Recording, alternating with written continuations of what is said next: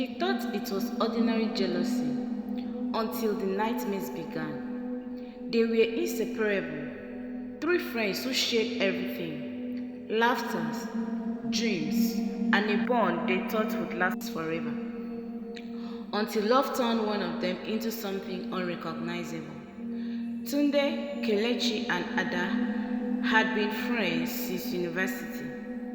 They studied together, partied together, and shared secrets without holding back. Tunde was calm and grounded.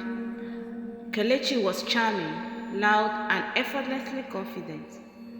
And Ada, the heart that kept them connected. But everything changed the day Ada chose Tunde. Kelechi tried to pretend he was fine, but the shift was obvious. He stopped visiting. He stopped laughing. The warm message turned cold, then dry, then silent.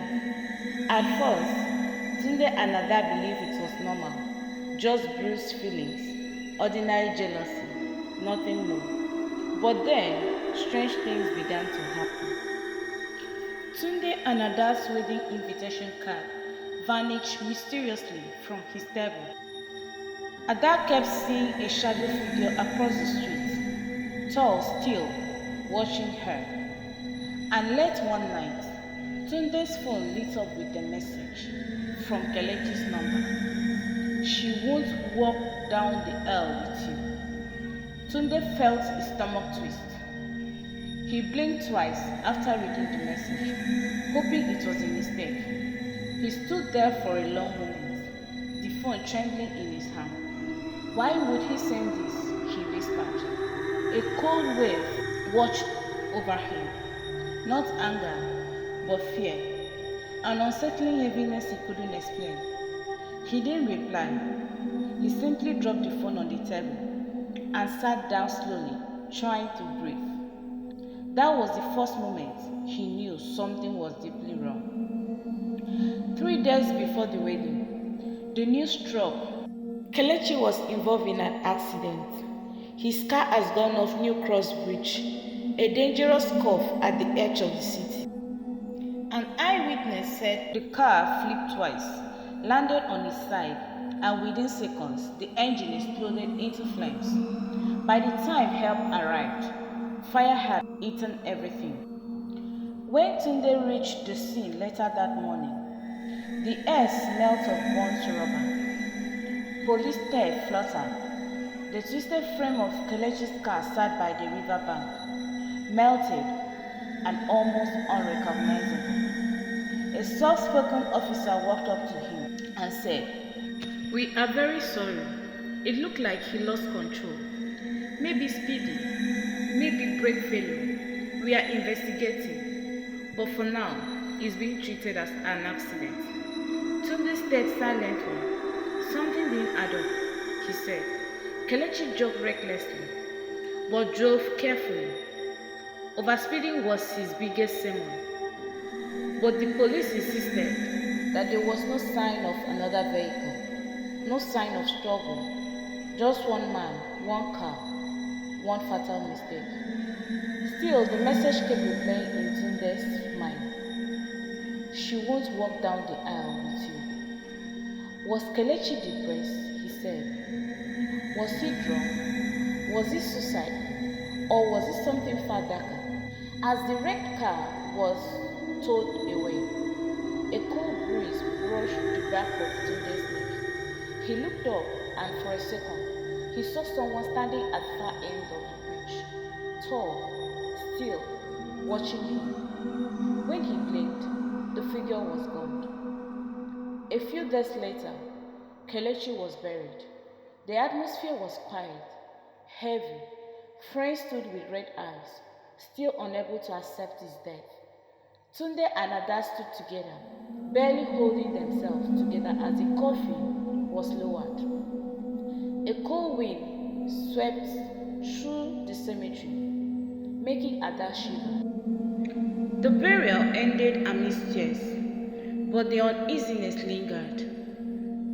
That night, after Kelechi's burial, Tunde dreamt of Kelechi, standing at the foot of the bed, bond, silent, and holding a bouquet of black roses. Then he smiled and said, "It's your turn to lose something." Tunde jumped awake, only to find a single bond rose petal on his pillow. After that, the house changed. Footsteps echoed at exactly 3 a.m. The bathroom mirror fogged up on its own, forming one word: envy. And as framed pictures kept falling from any surface Tunde placed them on. No matter how carefully he adjusted them, it always ended up on the floor. One evening, Ada touched his arm gently and said, "Tunde, please, Kelechi is gone. You have to stop thinking like this." But Tunde couldn't shake the feeling. The house felt different, heavy, watch. He felt eyes on him, even in empty rooms, especially when he tried to convince himself there was nothing there. One night, Ada disappeared without a trace. The only thing left behind was her phone. It was lying on the kitchen floor, the screen cracked, the camera still recording as if she had dropped it while running or struggling with something. When the police picked up the phone the next morning and played the video, everyone in the room froze. In the recording, Ada was standing in the kitchen, breathing fast, as if she felt someone behind her. She kept turning around, whispering, "Hello, who is there?" Then slowly, a dark shadow formed behind her. It stretched across the wall first, then rose to its full length. Tall, still, too familiar, the shadow leaned forward as if it's smiling. And then the video cut off. After that night, Tunde could barely sleep. He paced the house, jumped at every second, and kept checking the door as if Ada might suddenly walk back in. And when he finally managed to sleep, the nightmares returned again. He found himself standing in total darkness. Then flames rose around him, bright, hot, and impossible to escape.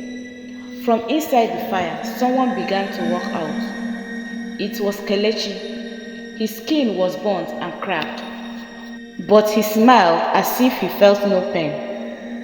"You thought it was jealousy," he said quietly. "No, it's justice." Behind him, Ada appeared.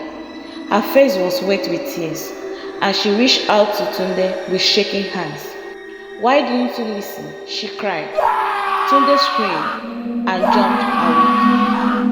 But the nightmares hadn't stayed in his mind. Ashes were scattered all over the bedroom floor, and leading towards the mirror were burnt footprints, as if someone on fire had walked across the room. A few days later, the neighbors noticed a terrible smell coming from Tunde's apartment. The police had to break the door open. Inside, they found Tunde sitting still, lifeless in front of the mirror. On the wall, written in ashes, were the words. He thought it was ordinary jealousy, until the nightmares began. And in the mirror, Kelechi's burnt face stared back at them, smiling. Friends forever.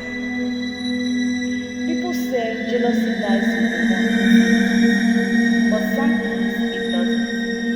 Sometimes it waits quietly until the person it envies finally comes.